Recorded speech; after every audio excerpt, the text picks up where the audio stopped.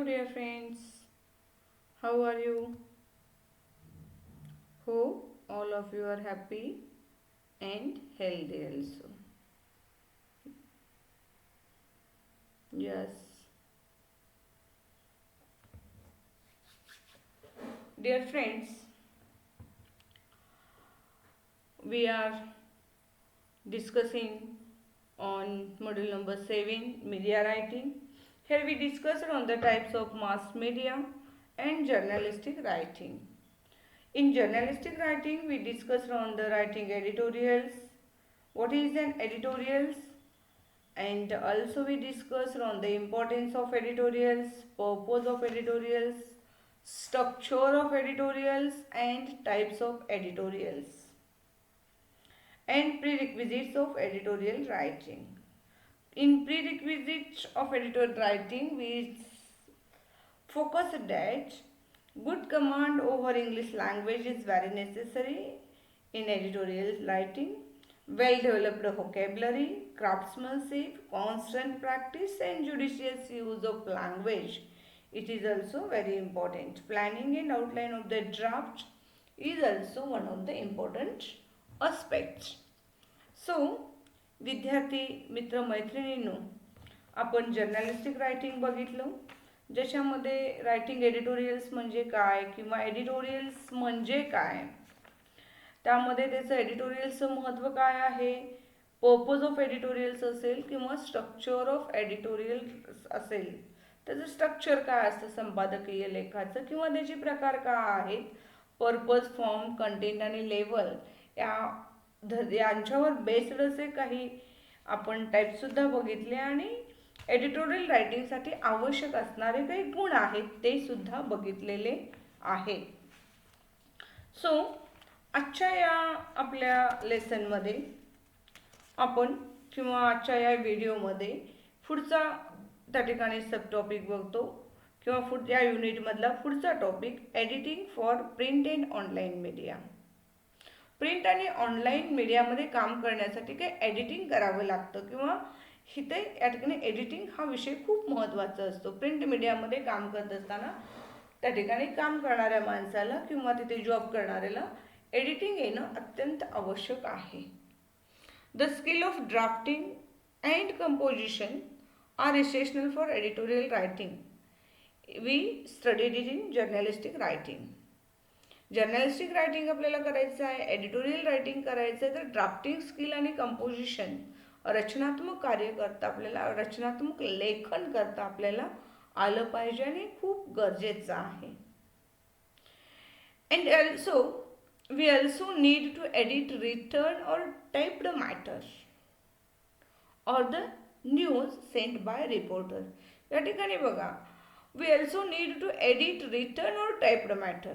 आम्ही याच्यासोबतच आपल्याला रिटर्न किंवा टाईप केलेला मॅटरसुद्धा रिटर्न स्वरूपामध्ये सुद्धा किंवा टाईप केलेला जो मॅटर आहे जो रिपोर्टरनी एडिटरकडे पाठवलेला आहे किंवा हेड ऑफिसला पाठवलेला आहे, तो मॅटरसुद्धा आपल्याला एडिट करता आलं पाहिजे. एडिट करणं आता तुम्हाला माहिती आहे, you all of you use Android mobile, that's why you know editing better. एखादी आलेला मॅसेज आपण एडिट करतो आणि तो पुन्हा नव्यानं क्रिएट करून पाठवत असतो. त्यामुळे एडिट हे तुम्हाला चांगलं कल्पना आहे, त्यावर मला नाही भर द्यावं लागणार, ते एडिट करावं लागतं.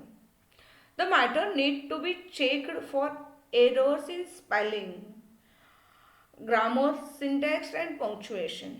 या ठिकाणी जो काही मॅटर आहे it need to be checked.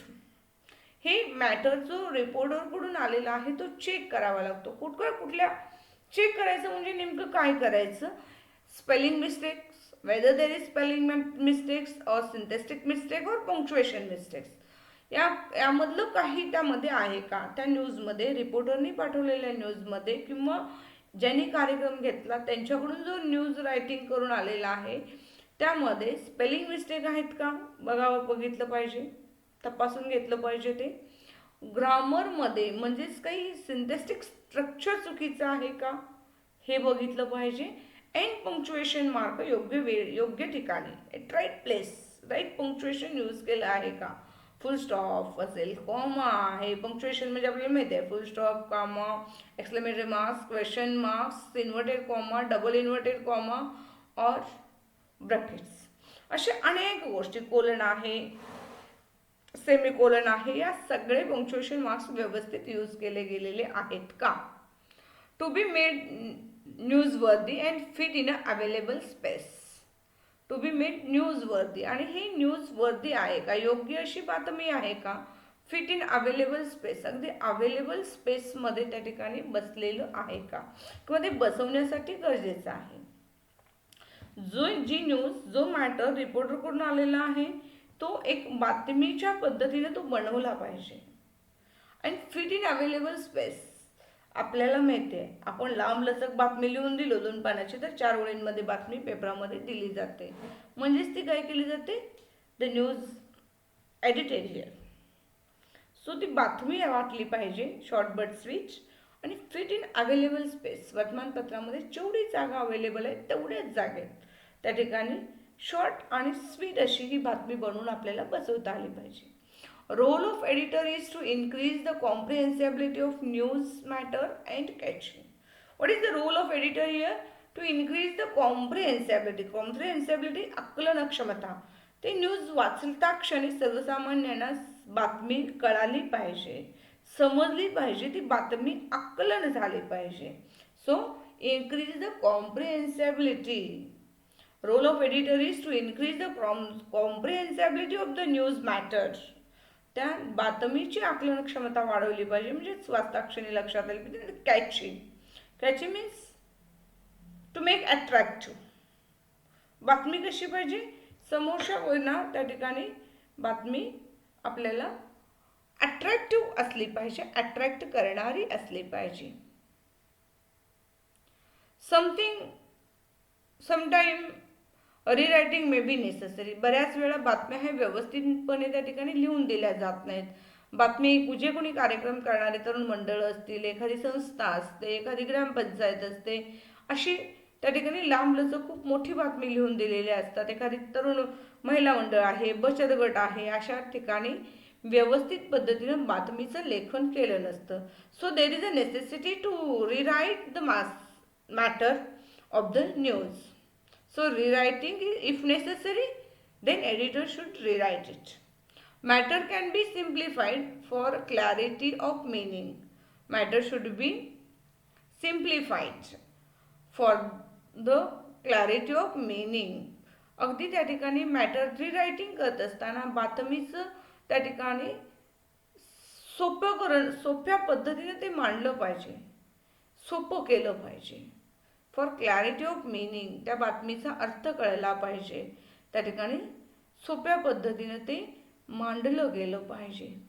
If necessary, title of the article may be reframed. If necessary, बातमीची जर गरज असेल तर त्या बातमीचं आर्टिकलचं, त्या बातमीचं टायटलसुद्धा रिफ्रेम करता आलं पाहिजे किंवा केलं पाहिजे. If necessary, title of the article may be reframed.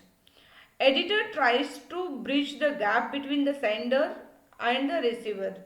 Editor, what is the editor? Is the bridge.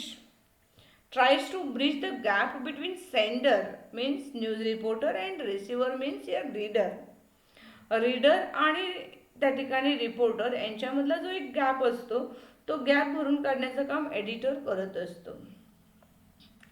Means editor tries to bridge the gap.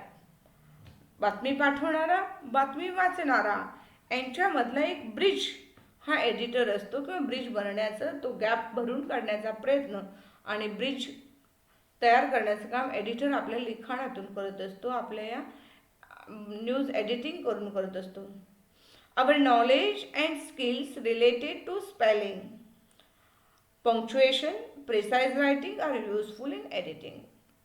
और knowledge and skills related to spelling, punctuation, precise writing, म्हणजेच आपलं जे ज्ञान आहे, आपल्याकडे जे कौशल्य आहे ते आपलं एकूणच स्पेलिंगच्या संदर्भात असावं. अर्थात आपली व्होकॅब्युलरी डेव्हलप्ड असावी, व्होकॅब्युलरीची समृद्धी जास्त असावी. पंक्च्युएशन मार्क्सच्या संदर्भामधले कुठलं पंक्च्युएशन मार्क्स कुठं वापरलं गेलं पाहिजे ही माहीत पाहिजे आपल्याला. कॉमा कुठे वापरायचा, फुल स्टॉप कुठे वापरायचं, क्वेश्चन मार्क कुठे वापरायचा आहे, आणि एक्सक्लेमेटरी मार्क्स कुठे वापरायचं हे आपल्याला माहीत असणं अत्यंत आवश्यक आहे.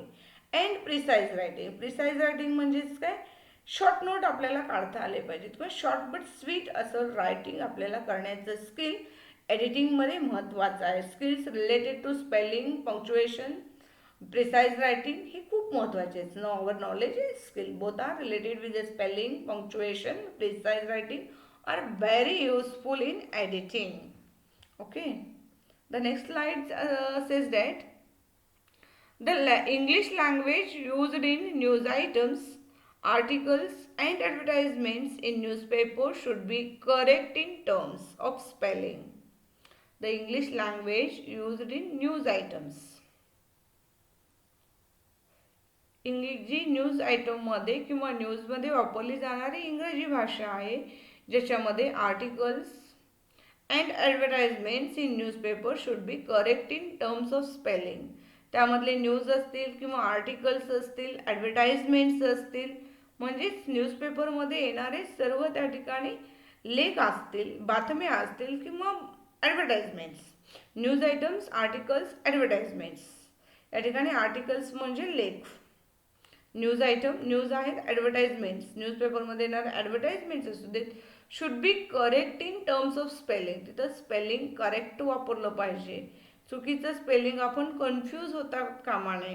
फॉर एक्झाम्पल ब्रिटिश, आता काही वेळाला कसं होतं बघा, काही स्पेलिंग हे ब्रिटिश प्रोनाऊन्सिएशनच्या याच्यानुसार आपण वापरले तर ब्रिटिश सिस्टम फॉलो केलं तर वेगळे आहेत आणि काही अमेरिकन वेगळे आहेत. फॉर एक्झाम्पल आता एक कलर, COLOUR कलर हे ब्रिटिश झालं colour, American colour, COLOR colour.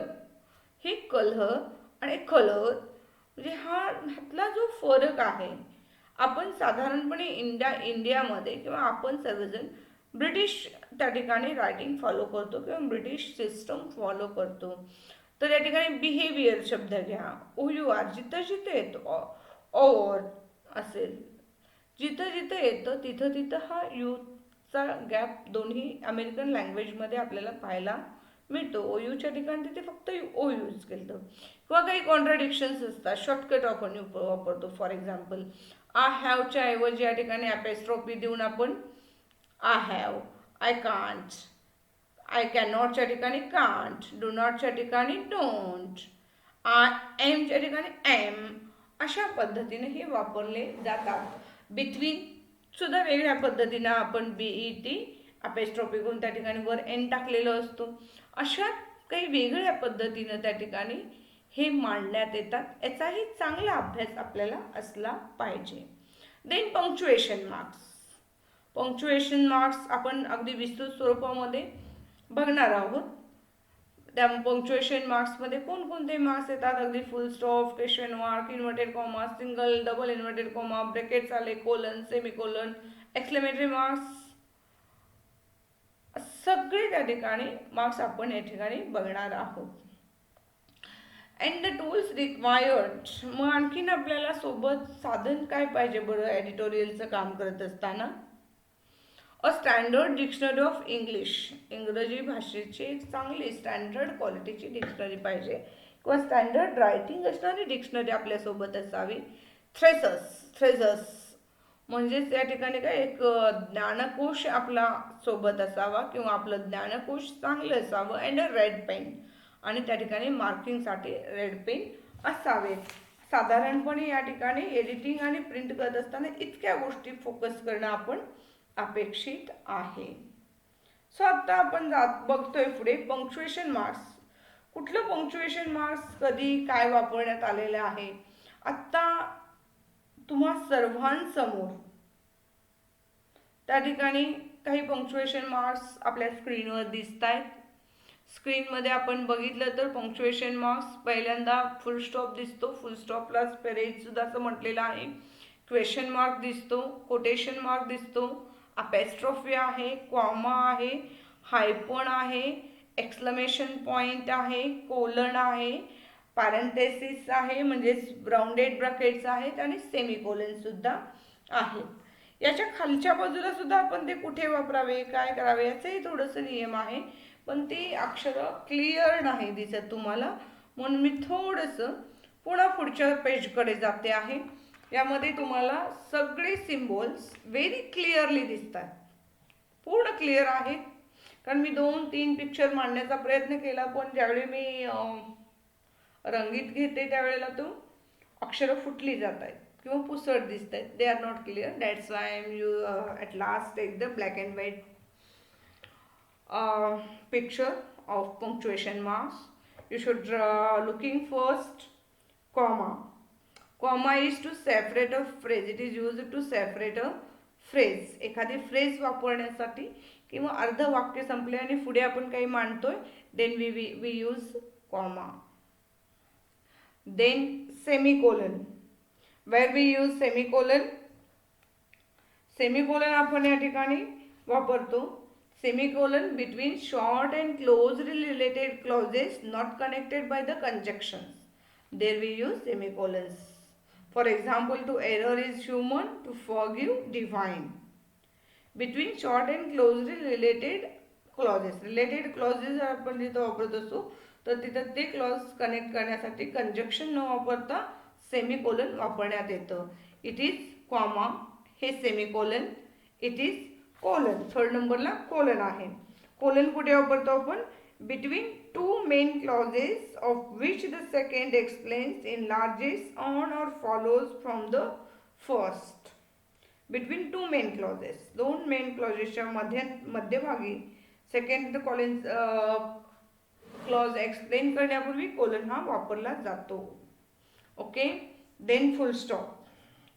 फुल स्टॉपला त्या ठिकाणी पिरियड असं सुद्धा म्हटलं जातं. मगाशी आपण बघितलं at the end of sentence. हे कुठे वापरतो आपण?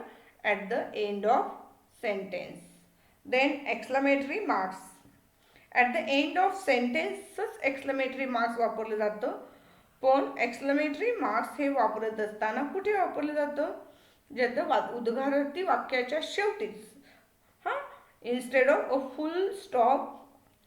It is used instead of full stop. Full स्टॉपच्या ऐवजी हे वापरलं जातं. बरं, फुल स्टॉप, एक्सक्लेमेटरी मार्क्स किंवा क्वेश्चन मार्क यातलं कुठलं तरी एक वापरलं जात असतं वाक्याच्या शेवटी. संदर्भानुसार ते वापरलं जातं.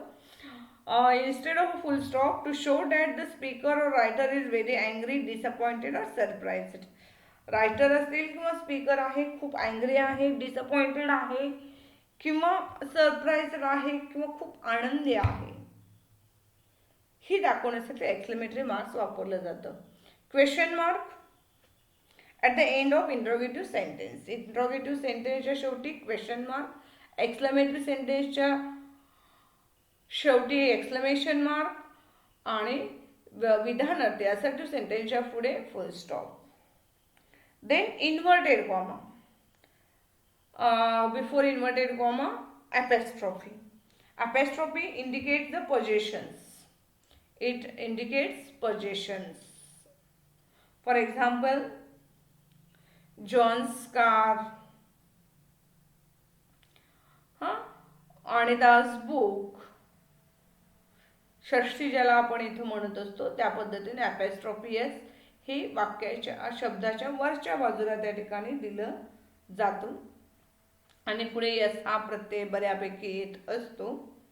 किंवा हेच apostrophe आपण काही याच्यामध्ये बघू. apostrophe यूज करून शब्द, फॉर एक्झाम्पल ते कॉन्ट्राडिक्टरी वर्ड्स आपण बघितले. आय हॅव, इट इज अशा शब्दांमध्ये सुद्धा apostrophe यूज केला जातो. सिंगल इन्व्हर्टेड कॉमा और कोट्स म्हटलं जातं याला. Single quotes. सिंगल कोट्स हे काही टायटल ऑफ द बुक्स, काही जर्नलची नावं असतील, around quotation, within a quotation काही असतील तर सिंगल इन्व्हर्टेड कॉमा असतं. किंवा एखाद्या पुस्तकाचे नाव आहे, एखाद्या महत्त्वाची गोष्ट त्या ठिकाणी उल्लेखित केलेली अशा वेळा हे कोट्स वापरले जातात. किंवा बऱ्याच वेळा डबल इन्व्हर्टेड कॉमामध्ये काही उल्लेखनीय असेल त्यासाठी सुद्धा हा कोट वापरला जातो. Double quotes, double inverted comma म्हणतो आपण याला. Single inverted comma is used around the title of a book, song and poems, and double inverted comma used around the quotation within a quotation. कोटेशनच्या मध्यभागी काही नवीन असं असेल किंवा डायरेक्ट सेंटेन्सेस ज्यावेळी आपण यूज केलं जातो त्यावेळी डबल कोट्स वापरले जातात. Then next one is hyphen. Hyphen it is join two or more words. दोन किंवा दोनापेक्षा जास्त शब्द वापरण्यासाठी हायपन हा वापरला जातो. Dash to mark the beginning and end of the interruption in structure of sentence. To mark the beginning and end of an interruption in structure of sentence. सेंटेन्समध्ये त्या ठिकाणी एंड आणि बिगिन दाखवण्याच्या दृष्टीने सुद्धा डॅश वापरला जातो. किंवा त्या ठिकाणी ह्यातला फरक एक सांगते. हायपन हा अशा वेळी वापरला जातो, for example mother in law, daughter in law किंवा अशी काही दोन शब्द त्या ठिकाणी जोडत असतो त्यावेळेला सन इन लॉ, इन लॉज, अशा वेळेला या ठिकाणी हायपन हा शब्द वापरला जातो. आता लागलीच मी आता मला वाटतं प्री रिक्विजिट एक वर्ड मी लास्ट याच्यामध्ये यूज केलेलं होतं. प्री रिक्विजिट हे लास्ट व्हिडिओमध्ये मी यूज केलेला वर्ड आहे. इथे या स्लाइडमध्ये नाही आहे ते ॲक्च्युली, पण ते आहे पण आहे. डॅश जे आहे ते डॅश आपण to mark beginning and end of the interruption in structure of sentence. सेंटेन्समध्ये एक इंटरप्शन्स काही जाणीवपूर्वक त्या ठिकाणी थांबवण्यात आलं, काही अडथळं आलंय दाखवण्याच्या दृष्टीनं डॅश मारले जातात. बऱ्याच वेळा आपण एखादा मुद्दा लिहून त्याच्यापुढे डॅश मारून पुढे त्याची माहिती सुद्धा देत असतो. ओके. देन आता रिमेन काय राहिलं बघा, स्ट्रोक और स्लॅश. स्लॅशमध्ये तर दोन्हींमध्ये एक आपण जर दाखवत असतो तर स्लॅश हा ही तिरकी रेष आपण वापरत असतो. पॅरेंथलेस और राउंडेड ब्रॅकेट्स. राउंडेड ब्रॅकेट्स आपले वापरले जातो, त्यालाच पॅरेंथलेस असं सुद्धा म्हटलं जातं. टू इन्क्लोज एक्स्ट्रा इन्फॉर्मेशन और त्या ठिकाणी एक्स्ट्रा इन्फॉर्मेशन और वर्ड्स ॲडेड बाय सम ऑथर्स आर ओरिजिनल रायटर और स्पीकर दाखवण्याच्या दृष्टीनं पॅरेंथलेस और राउंडेड ब्रॅकेट्स और square brackets R used.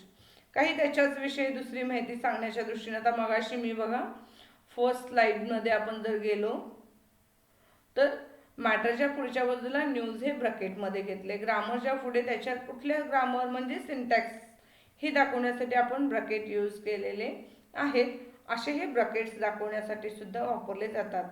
Ellipsis. Ellipsis म्हणजे काय?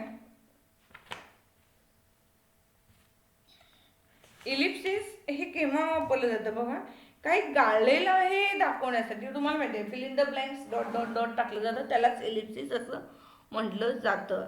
ॲस्टेरिक, काही स्टार आपण केलेले असतात म्हणजेच काही महत्त्वाचे मुद्दे दाखवण्याच्या दृष्टीने सुद्धा त्या ठिकाणी स्टार हा वापरला जातो. इथेही पुन्हा कोटेशन्स कुठलं, कुठे, कधी, केव्हा वापरायचं याची थोडक्यात आपल्याला हे पंक्च्युएशनमध्ये इथेही मार्क्समध्ये आहेत. सो या ठिकाणी पंक्च्युएशन मार्क्स संपतात. पंक्च्युएशन मार्क्स बरोबर किती आहेत आपण सर्व बघितलं. Comma, semicolon, colon, full stop, exclamation, question mark, apostrophe, quotes, double in quotes और hyphen, dash, stroke, rounded brackets, square brackets, ellipsis और स्टार. ह्या सगळ्या गोष्टी हे केव्हा वापरलं जातं बघा. स्टार ॲस्टेरिक एक राहिलं मला सांगायचं तुम्हाला की एखाद्या लिखाणामध्ये त्याचं जर उल्लेख माहिती आपल्याला ॲडिशनल इन्फॉर्मेशन ही पेजच्या खाली किंवा पुस्तकाच्या शेवटी दिलेली असते. अशा वेळी तिथं त्या ठिकाणी स्टार केलेलं असतं. पेजच्या खालच्या डाऊन साईडला त्या ठिकाणी त्याची माहिती स्टार केलेली असते शब्दाच्या वर, आणि ती स्टार केलेल्याची माहिती खाली आहे ही नकळतपणे आपण सांगतो का पुस्तकाच्या शेवटी असतात. त्याचे त्या ठिकाणी बऱ्यापैकी पेजच्या खालच्या बाजूला असतात. त्यावेळी हे ॲस्टेरिक्स हे वापरलं जातं. Okay. I think all of you understand the important things in editing. Editing for print और ऑनलाईन मीडिया. कशासाठी तुम्ही एडिट करा, एडिट करत असताना आपल्याला सेंटेन्स स्ट्रक्चर बघितलं पाहिजे, स्पेलिंग बघितलं पाहिजे, पंक्च्युएशन मार्क्स बघितलं पाहिजे, न्यूज वर्दी अँड फिट इन अवेलेबल स्पेसमध्ये फिट होणारी न्यूज आपल्याला कळली पाहिजे. कॉम्प्रिहेन्सिबिलिटी त्याची वाढली पाहिजे आणि ती न्यूज एकदम अशी अट्रॅक्टिव्ह झाली पाहिजे. गरज वाटली न्यूज रिरायटिंग एडिटरनं केलं पाहिजे Rewriting सोबतच editor should, if necessary, the title should be reframed. Editor tries to bridge the gap between the sender and receiver. या ठिकाणी न्यूज रिपोर्टर आणि रीडर यांच्यामधला गॅप भरून काढला पाहिजे. आणि न्यूज एडिटरचं नॉलेज स्किल इतकं असलं पाहिजे की स्पेलिंग, पंक्च्युएशन, प्रिसाइज रायटिंग या सगळ्या गोष्टी त्याच्यामध्ये असल्या पाहिजेत. मग हे करत असताना काही लँग्वेजमध्ये यूज केलेले न्यूज आयटम्स, आर्टिकल्स, ॲडव्हर्टाइजमेंट्स हे सगळे त्या ठिकाणी करेक्ट स्पेलिंग आपण काळजीपूर्वक बघितलं पाहिजे. कुठलेही कॉन्ट्रडिक्शन्समध्ये आपलं कन्फ्युजन होऊ नये. पंक्च्युएशन मार्क्स आपण व्यवस्थित यूज करावं. आणि यासाठी आवश्यक रिक्वायर्ड टूल्स जे आहेत, अ standard dictionary of English, thesaurus and red line. Okay, and then we focus on the punctuation marks also. Thank you very much. We should visit again in next video. Just a minute. May I go back? Thank you.